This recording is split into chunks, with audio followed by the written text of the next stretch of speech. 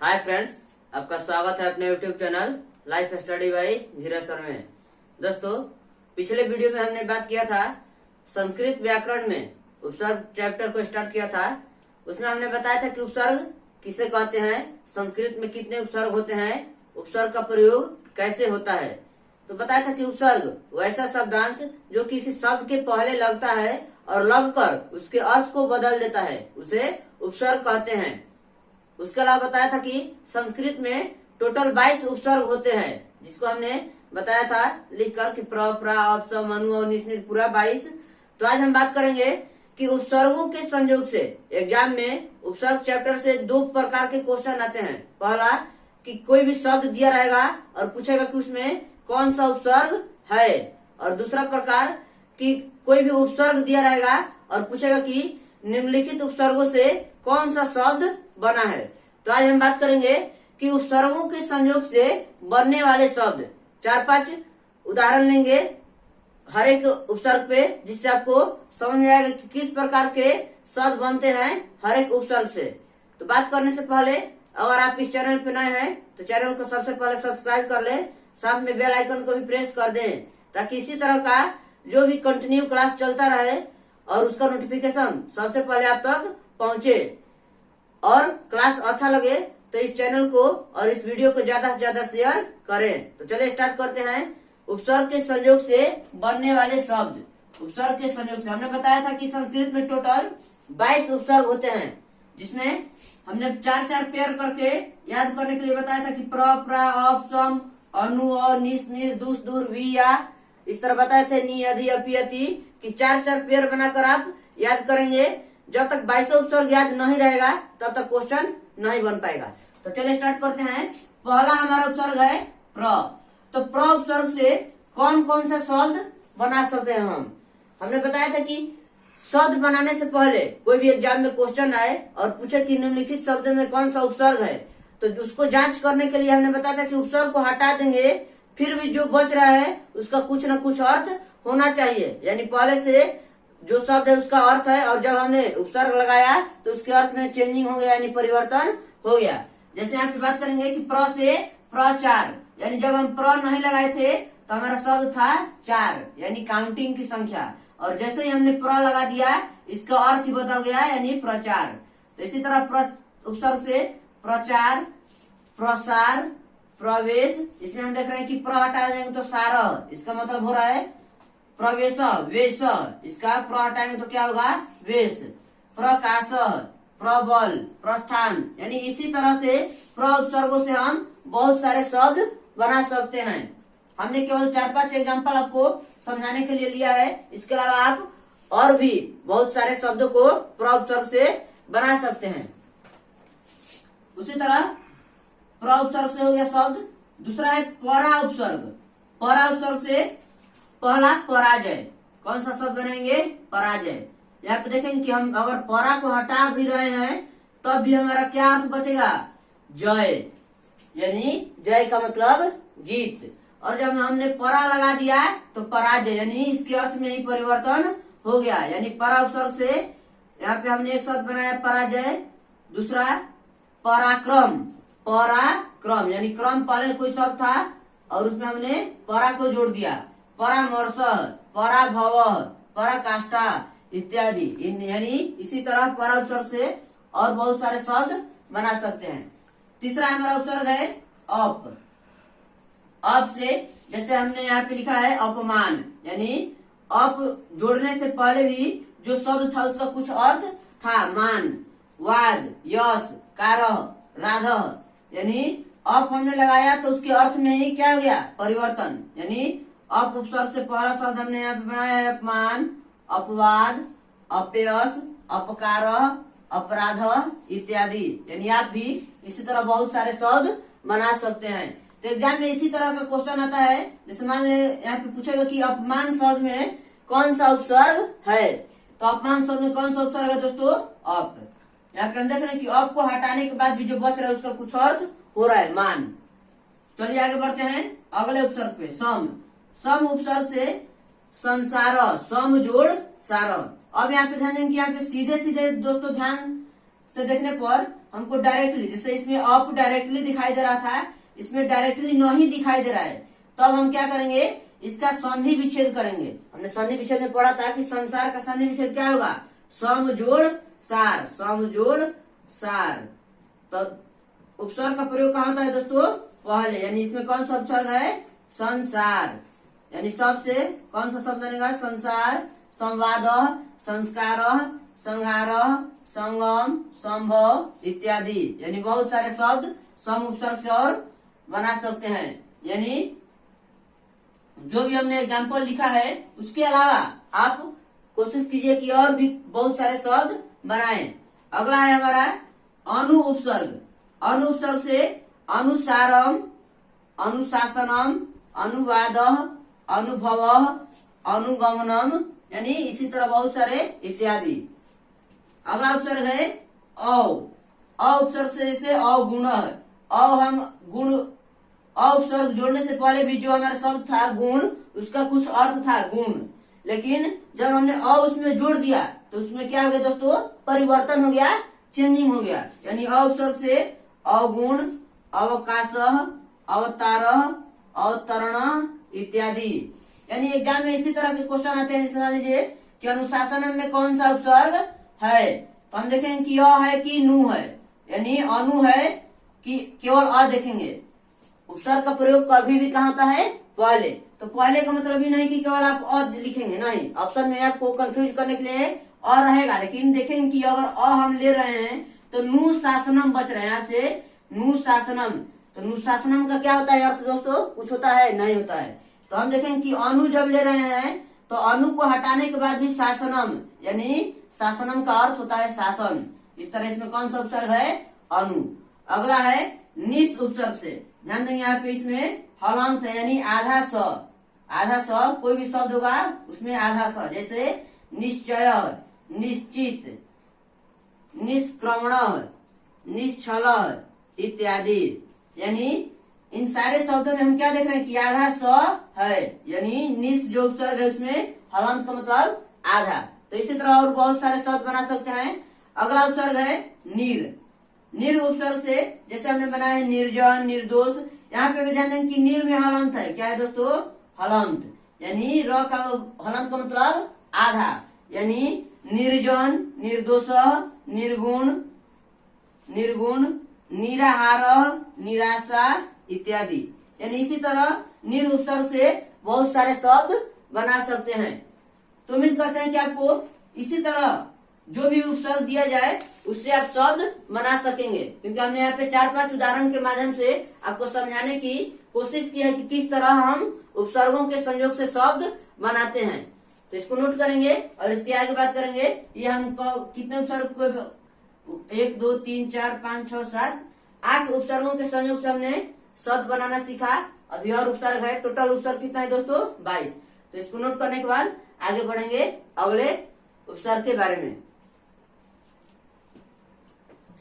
तो आगे बात करेंगे दोस्तों, और जितने भी उपसर्ग है उनके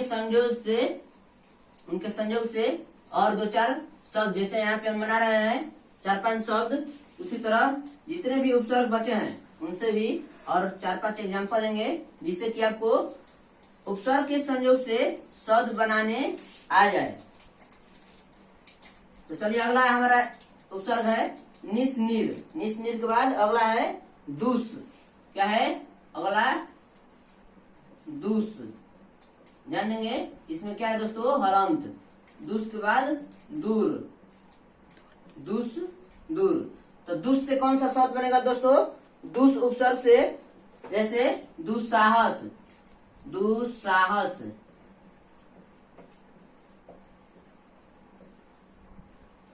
दुष्क्रमण, या इसको हम कह सकते हैं दुष्कर्म, दुष्कर्म, दुष्काल,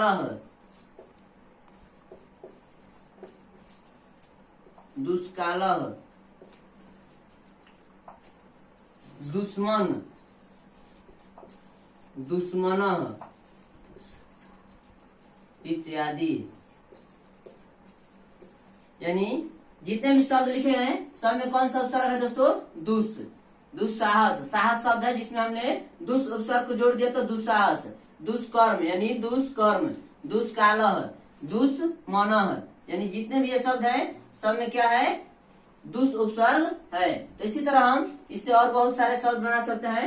अगला उपसर्ग है दूर शब्द। दूर से जैसे दुर्बल हो गया, यहाँ पे र है यानी हलंत, दुर्बल, दुर्जल या दुर्जन हम इसको कहेंगे, दुर्जन, और बहुत सारे शब्द होंगे दोस्तों जैसे दुर्गम,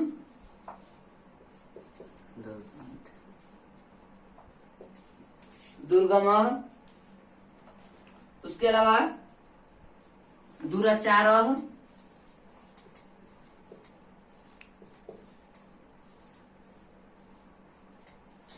जितने भी शब्द है इसमें सब में आधा र है। ध्यान दें यहाँ पे हलंत का मतलब आधा र, दुर्बल, दुर्जन, दुर्गम, दुराचार,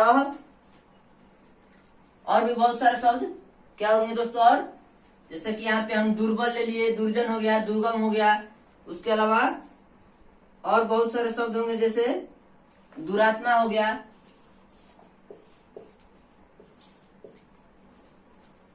इत्यादि। अब यहाँ पे ध्यान दें कि यहाँ पे हमको इस समय तो आधा र दिखाई दे रहा है, लेकिन यहाँ पे पूरा र दिखाई दे रहा है दोस्तों। तो क्या इसका मतलब यहाँ पे पूरा र है? यहाँ पे नहीं। जब इसका हम संधि विच्छेद करेंगे तो दूर जोड़ आचार, दूर जोड़ आचार, र में हलंत हो जाएगा। और जब अ मिलता है किसी भी शब्द में, किसी भी व्यंजन वर्ण में, तो क्या होता है, आधा से पूरा हो जाता है। अगला हमारा उपसर्ग है दुस दूर के बाद वी, दुस दूर वी। वी से कौन सा शब्द बनाएंगे दोस्तों? वी से विकास, विशेष,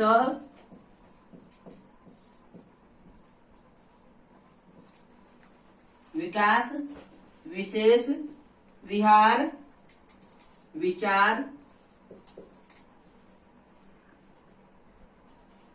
विहार, विचार, और विषम, विषम, विषमम, संस्कृत में लिखेंगे विषमम, इत्यादि इत्यादि। अगला उपसर्ग है दुस दूर वी, आ अंग। यहाँ पे ध्यान देंगे कि आ अंग उपसर्ग है, लेकिन जब भी शब्द बनाते हैं तो आ से, आ अंग को हम आ उपसर्ग कहते हैं। तो आ से शब्द बनाते हैं। आ से जैसे हो गया आचार, आकार, आहार, आहार, आराम,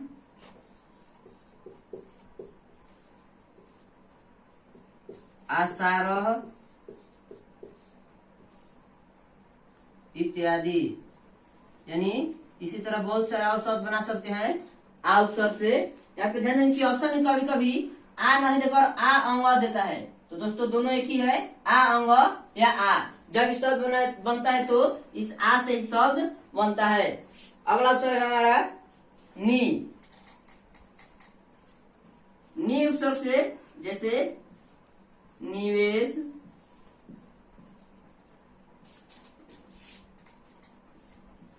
निषेध, निरोग, निवास,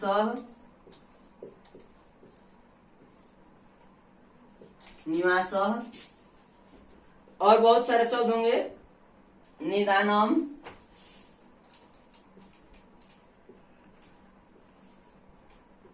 इत्यादि।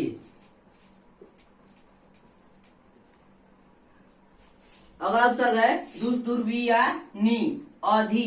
अगला है नी, अधि। ध्यान देंगे दोस्तों, अधि उपसर्ग है। तो अधि उपसर्ग से कौन सा शब्द बनाएंगे? अधि से अधिकार,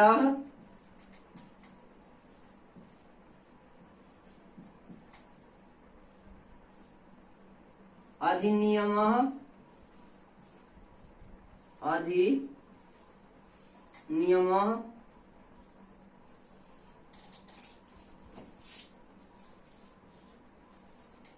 अधिमानम,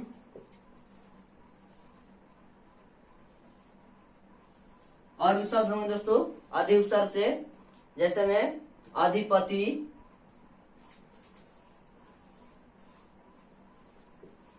अधिपति इत्यादि, अधिपति इत्यादि।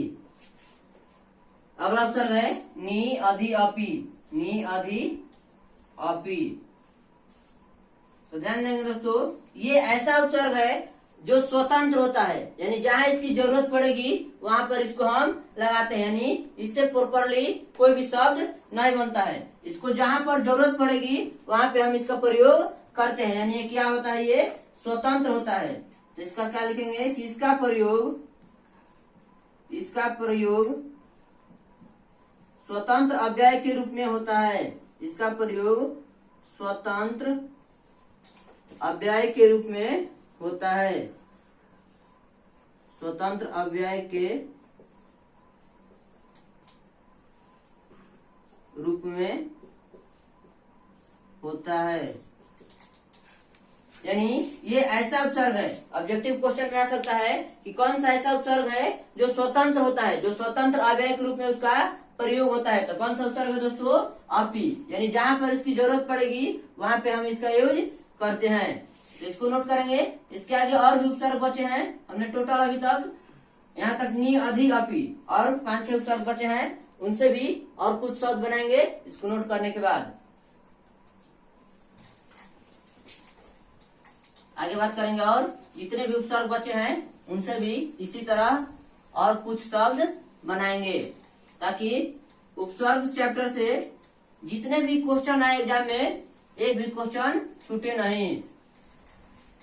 क्योंकि जब हम इस 4-5 क्वेश्चन बना रहे हैं, प्रैक्टिस कर रहे हैं, तो इसके अलावा आप अपने से भी और भी क्वेश्चन बना सकते हैं। तो चलिए अगला उपसर्ग है हमारा, यहाँ पर हमने पढ़ा था अगले अपि की तक, अपि के बाद हमारा अति उपसर्ग। अगला है अति उपसर्ग। अति से अतिरिक्त,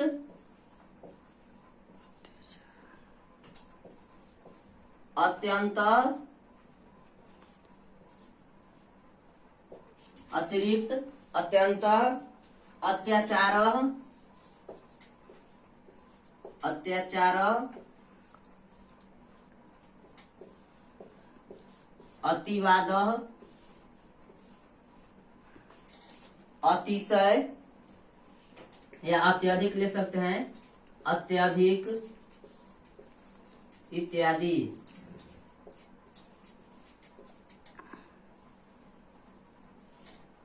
यहाँ पे ध्यान देंगे दोस्तों कि इस शब्द में तो अति सीधा दिखाई दे रहा है, लेकिन इसमें अति उपसर्ग कैसे है।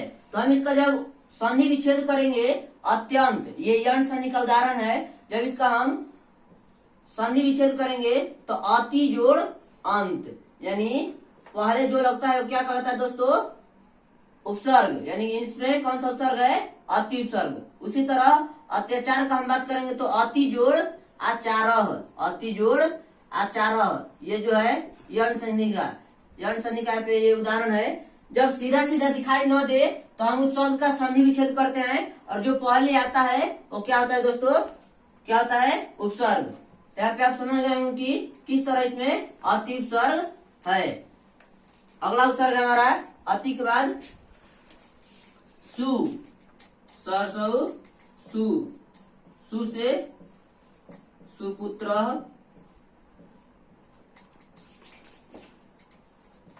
सुदिनम, सुविचार,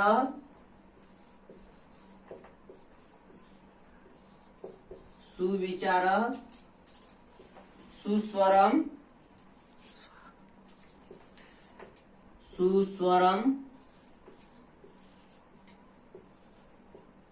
सुगमम इत्यादि, सुगमम इत्यादि।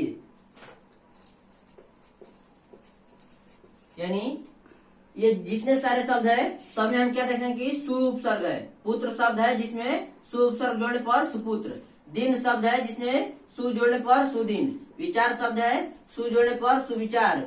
स्वर शब्द है और सु जोड़ने पर सुस्वर। गम शब्द है और सु उपसर्ग जोड़ने पर सुगम। इसी तरह और बहुत सारे शब्द बना सकते हैं दोस्तों। चलिए आगे बढ़ते हैं अगले उपसर्ग पे। हमने केवल आपको समझाने के लिए 4-5 उदाहरण दे रहे हैं। इसके अलावा आप अपने से भी बहुत सारे शब्द बना सकते हैं। तो अगला उपसर्ग है हमारा उत उपसर्ग। उत उ त हलंत यानी ध्यान देंगे आधा त। आधा त तो उत उपसर्ग से उद्धार। अब इसमें आप कहेंगे कि उदाहरण में उत उपसर्ग कैसे है। तो उदाहरण का हम जब संधि विच्छेद करते हैं तो ये व्यंजन संधि का उदाहरण है उत जोड़ हार। क्या होता है दोस्तों? उत जोड़ हार। यहाँ पे पहले जो आता है क्या होता है? उपसर्ग, यानी कौन सा उपसर्ग है? उत उपसर्ग। उसी तरह उन्नति। अब इसमें आप फिर कहेंगे कि सर उत उपसर्ग कैसे है। तो जब हम इसका संधि विच्छेद करेंगे तो उत जोड़ नति, ये भी व्यंजन संधि का उदाहरण है। उधार, उन्नति, उद्योग, उद्योग। अब इसका भी करेंगे तो उत जोड़ योग, उत जोड़ योग। अगला उपसर्ग है, अगला शब्द ध्यान देंगे। यहाँ पे समझ रहे हैं कि किस तरह हम इसमें देख पा रहे हैं कि उत उपसर्ग है, यानी इसका हम संधि विच्छेद कर रहे हैं और पहले जो आता है वो क्या होता है? उपसर्ग होता है। उच्चारणम, उच्चारणम। इसमें भी इसका संधि विच्छेद करेंगे तो उत जोड़ चारणम, उत जोड़ चारणम। उल्लेख, उल्लेख। इसका भी संधि विच्छेद करने पर उत जोड़ लेख। यानी हम यहाँ पे कह सकते हैं कि उत उपसर्ग से जो भी शब्द बनता है उसमें उत उपसर्ग डायरेक्टली हमको दिखाई नहीं देता है। उसको पहचानने के लिए हम उसका संधि विच्छेद करेंगे और जो पहले आएगा वो क्या होगा दोस्तों? उपसर्ग होगा। तो उम्मीद करते हैं कि आपको उत उपसर्ग से जो भी शब्द बन रहा है जिसमें डायरेक्टली उत दिखाई नहीं दे रहा है वो समझ में आया होगा। चलिए आगे बात करेंगे। इसका आप लिख दे रहे कि कैसे है? उत जोड़ हार, उत जोड़ हार। इस तरह यहाँ पे उत उपसर्ग है। अगला उपसर्ग है हमारा अभी। अभी से अभियानम, अभियानम, अभिज्ञानम,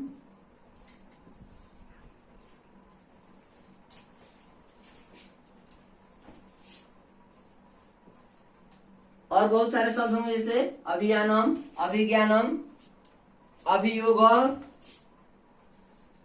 अभियोग, अभिभावक, अभिभावक।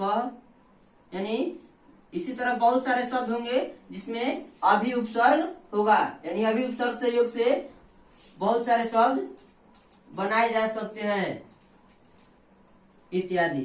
अगला उपसर्ग है हमारा सुउत अभि। अभि के बाद है अगला प्रति। क्या है दोस्तों अगला? प्रति से प्रतिदिनम, प्रतिदिनम,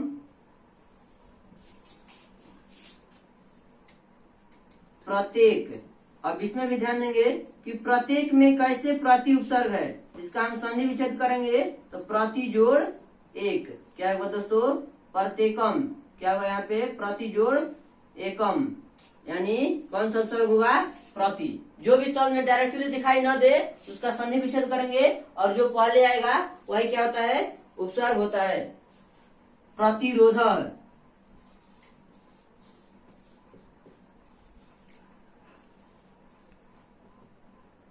प्रतिरोध, प्रतिपक्ष, प्रतिपक्ष। और भी बहुत सारे शब्द होंगे इससे प्रति उपसर्ग से, जैसे प्रतिगृहम,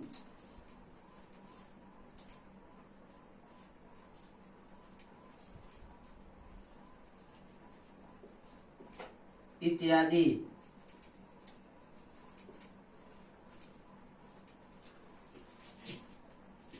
अगला उपसर्ग है परि उपसर्ग।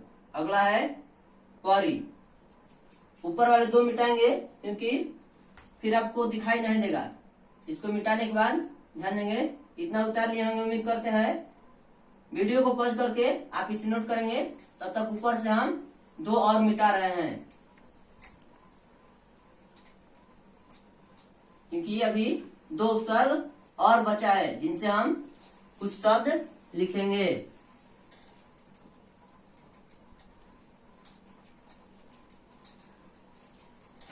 तो चलिए इसके आगे अगला उपसर्ग है अभिप्रति परि। क्या है अगला? परि। परि उपसर्ग से जैसे परिवार, परिवारः, परिजनः, परिजनः, परिश्रमः, परिश्रमः, परिचय, परिचय और बहुत शब्द होंगे जैसे परिसर इत्यादि। यानी जो भी शब्द इसमें हम देख रहे हैं कि परिवार यानी वार शब्द है, परि उपसर्ग लगाए परिवार। परिजन, जन शब्द है, जन माने लोग, परि उपसर्ग लगाने पर परिजन। श्रम यानी काम करना और परि लगाए परिश्रम। चय परि लगाने पर परिचय। सरह परि लगाने पर परिसर। यानी जी और भी इसी तरह बहुत सारे शब्द बना सकते हैं। तो अगला उपसर्ग है हमारा और अंतिम उपसर्ग 22वां उपसर्ग। हमने बताया था कि संस्कृत में टोटल 22 उपसर्ग होते हैं। तो अगला उपसर्ग है हमारा अंतिम, परि के बाद उप। क्या है दोस्तों? उप। तो उप से उपहारः, उपचारः, उपचारः, उपवनम, उपवनम, उपयोगः, उपयोगः और भी बहुत सारे शब्द होंगे। उपयोगः, उपवासः,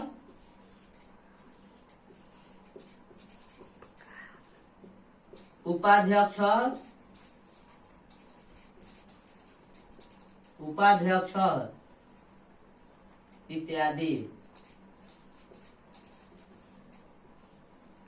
इस तरह हमने 22 उपसर्ग से लगभग 4 से 5 उदाहरण लिए, जिससे आपको पूरी तरह से समझ में आ गया होगा कि हम किस प्रकार उपसर्ग के संयोग से शब्द बनाते हैं। और हमने बताया कि किस प्रकार के क्वेश्चन एग्जाम में आते हैं, चाहे वो कोई भी एग्जाम हो दोस्तों, चाहे वो बोर्ड एग्जाम हो या सीटेट हो या यूपीटेट हो या कोई भी कॉम्पिटेटिव एग्जाम हो, उसमें दो तरह के क्वेश्चन आते हैं उपसर्ग से। जैसे मान लेते हैं कि यही एक शब्द है, जैसे कि परिवार, पूछेगा कि परिवार में कौन सा उपसर्ग है, या दे देगा कि परि उपसर्ग से निम्नलिखित में से कौन सा शब्द बना है। मान लीजिए कि एक ऑप्शन ये हो गया, ये हो गया, ये हो गया और एक ये हो गया। तो आपको बताना है कि कौन सा उपसर्ग होगा, कौन सा शब्द बना है परि उपसर्ग से परिवार।